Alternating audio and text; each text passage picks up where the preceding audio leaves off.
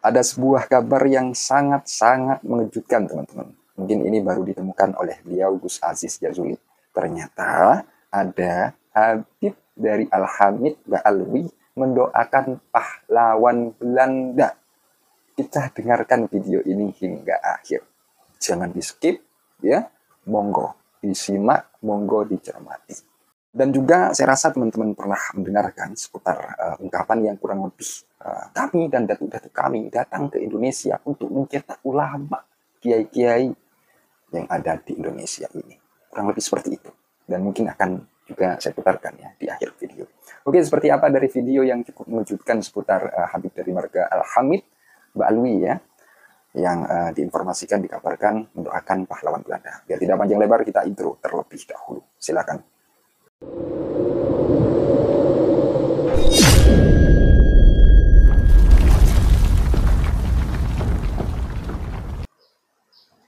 Assalamualaikum warahmatullahi wabarakatuh. Salam sejahtera untuk kita semua, salam sejahtera untuk seluruh saudara-saudara sebangsa dan setanah air dimanapun Anda berada. Para hadirin, para pemirsa yang berbahagia, kembali lagi bersama dengan saya Abdul Aziz Jazuli di channel ini. Di saat bangsa Indonesia sedang gigih berjuang melawan kepada Belanda, di sisi lain ada seorang Habib Al-Hamid, tapi tidak disebutkan siapa namanya, itu malah melakukan doa di makam pahlawan Belanda.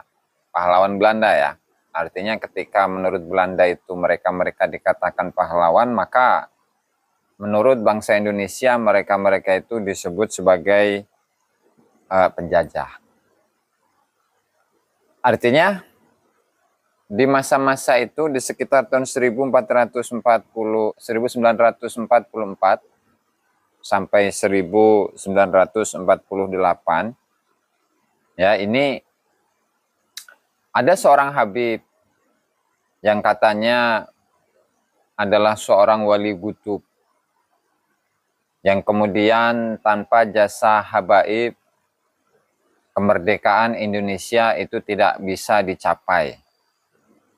Namun faktanya, ini seperti yang dilansir di dalam website dutaislam.or.id dengan judul kontroversi Habib Al-Hamid yang berdoa di makam pahlawan Belanda ya. Dimuat pada tanggal 13 Oktober 2024. Ya, seorang Habib berdoa di makam pahlawan Belanda. Nih, nah ini jelas ini.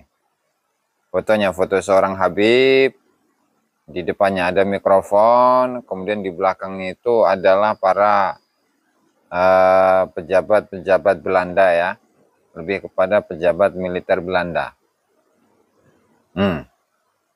Oke, kita bacakan ya, dutaislam.or.id, periode perjuangan kemerdekaan Indonesia diwarnai oleh berbagai peristiwa heroik yang penuh pengorbanan. Di tengah gejolak perang dan semangat perlawanan melawan kolonial Belanda, muncul sebuah kisah yang mengundang kontroversi hingga hari ini. Seorang tokoh agama, Habib Al-Hamid Ba'alwi, dikisahkan pernah berdoa di makam pahlawan Belanda di Kembang Kuning, Surabaya, sekitar tahun 1944-1948, di mana peristiwa tersebut juga dihadiri oleh Jenderal Spoor, seorang petinggi militer Belanda. Pada masa itu, bangsa Indonesia tengah dalam puncak perjuangannya mempertahankan kemerdekaan dari kekuatan kolonial yang ingin merebut kembali kendali atas Nusantara. Kisah ini menimbulkan pertanyaan besar, mengapa seorang ulama, tokoh yang dihormati dalam komunitas muslim, justru hadir dan berdoa di makam para pahlawan Belanda, penjajah yang sedang dihadapi oleh para pejuang kemerdekaan Indonesia. Nah, tentu ini menjadi satu tanda tanya besar, bagaimana bisa seorang Habib, seorang tokoh ulama yang katanya mencetak para ulama, mencetak para kiai. Kemudian dengan jasa para habib ini, kemerdekaan Indonesia itu bisa dicapai, bahkan tanpa jasanya para habaib, Indonesia itu tidak akan bisa merdeka. Namun faktanya seperti itu. Ya, faktanya seperti ini, bahwa Habib ini bukannya malah berjuang, bukannya berjuang bersama para pejuang, para tokoh-tokoh pejuang kemerdekaan Indonesia, bersama dengan para pejuang-pejuang bangsa Indonesia ya. Tapi ini malah sebaliknya, ia malah bermesraan dengan para penjajah kolonial Belanda. Sehingga ini menjadi tanda tanya yang begitu besar. Sehingga mana buktinya bahwa para habaib, tanpa jasa para habaib, Indonesia ini tidak bisa merdeka. Ya, tanpa habaib, masyarakat di Nusantara ini sampai sekarang mungkin masih akan menyembah pohon, menyembah batu. Nah, sementara faktanya seperti ini nih. Oke. Dalam konteks sejarah, tindakan ini bisa dianggap sebagai sesuatu yang bertentangan dengan semangat perjuangan bangsa.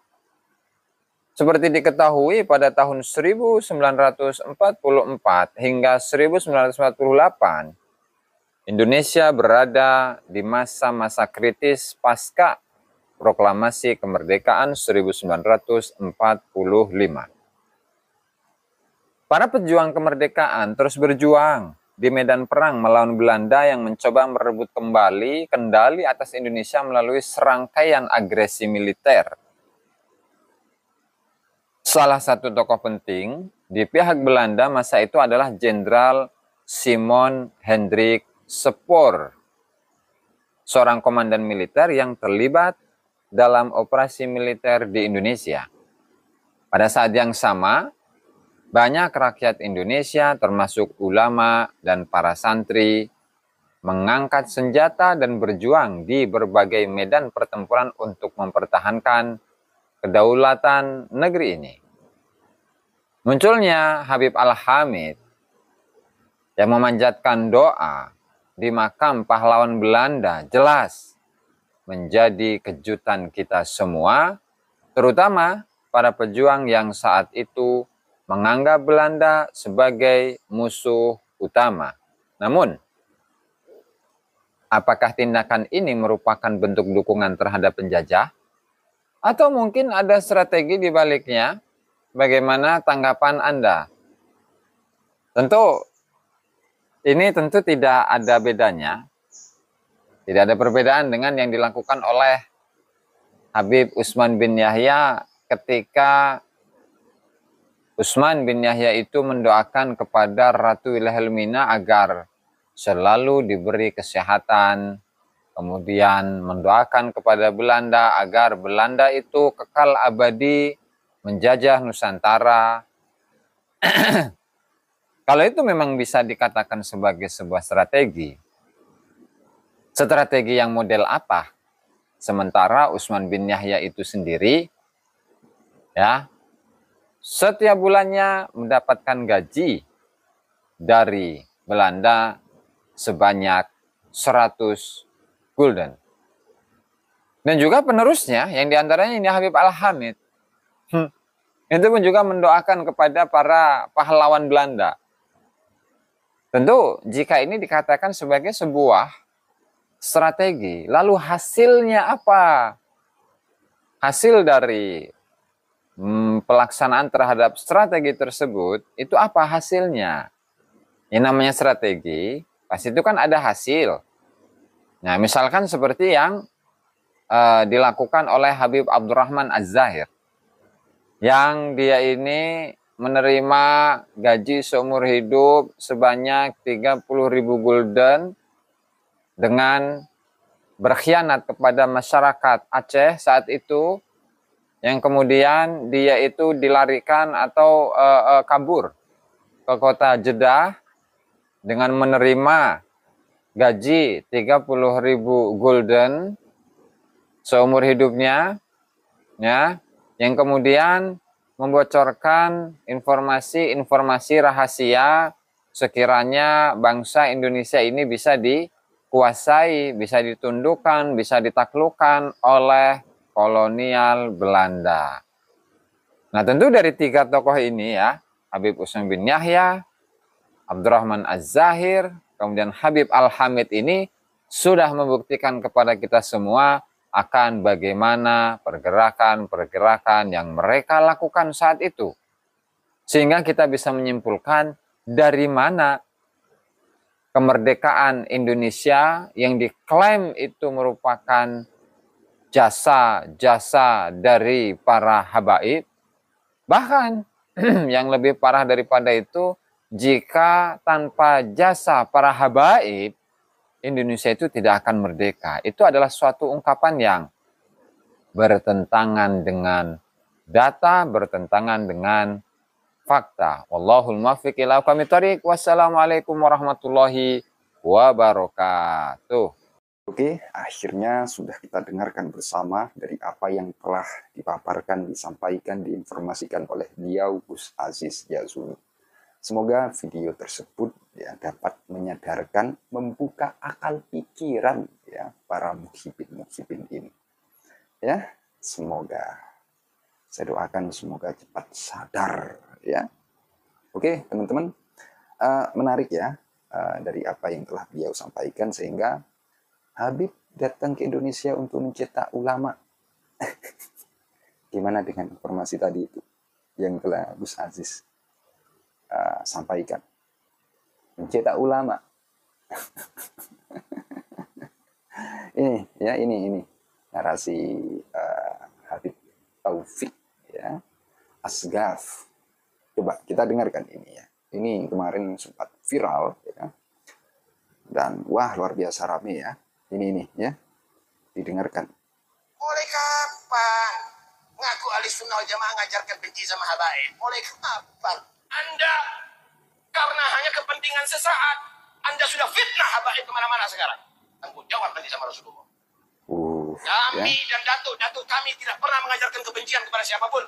Waduh. Kami datang ke Indonesia bukan untuk menjajah kepada Anda, tapi kami dan datuk kami semuanya datang kepada Anda untuk mencetak ulama kiai-kiai ada di Indonesia ini. Jelas teman-teman, untuk mencetak ulama kiai-kiai di Indonesia. Mencetak ulama. Baik, tolong itu dilihat baik ya. Dilihat baik ya, dilihat. Mendoakan Belanda itu bagaimana? Ya pahlawan Belanda. Mohon itu dijelaskan. Pede ya, mencetak ulama. Gimana tentang video tersebut? Ngeri ya, beneran ngeri ya dari apa yang telah diinformasikan oleh Gus Aziz Jazuli. Ya seputar Usman bin Yahya, saya rasa teman-teman sudah tahu ya, karena memang itu ya telah diviralkan, dijelaskan bagaimana Usman bin Yahya mengatakan ini dan itu tentang doanya seperti apa. Insya Allah teman-teman pernah mendengar seputar ya tentang video tadi. Saya rasa masih banyak teman-teman yang tidak tahu seperti itu. Jadi itu baru teman-teman ya, baru diungkap, mungkin baru ditemukan oleh Gus Aziz Jazuli, Habib dari marga Al-Hamid ya, Al-Hamid Ba'alwi ya, kalau Habib ya Ba'alwi, dari keturunan Ubaidillah ya, leluhurnya Ubaidillah yang dikritisi, yang bongkar oleh Kiai Imad bahwa Ubaidillah ini tidak nyambung terhadap Nabi Muhammad Shallallahu Alaihi Wasallam. Itu dengan data. Mungkin hanya itu yang dapat saya sampaikan, yang dapat saya kemukakan. Semoga teman-teman dapat memahaminya, dapat mencernanya. Dari saya apabila ada kekeliruan, kesalahpahaman, saya Al-Fakir Official, saya mohon maaf sebesar-besarnya. Hanya itu akhirul qaul, ihdinas siratal mustaqim. Wassalamualaikum warahmatullahi wabarakatuh. Terima kasih. Yeah.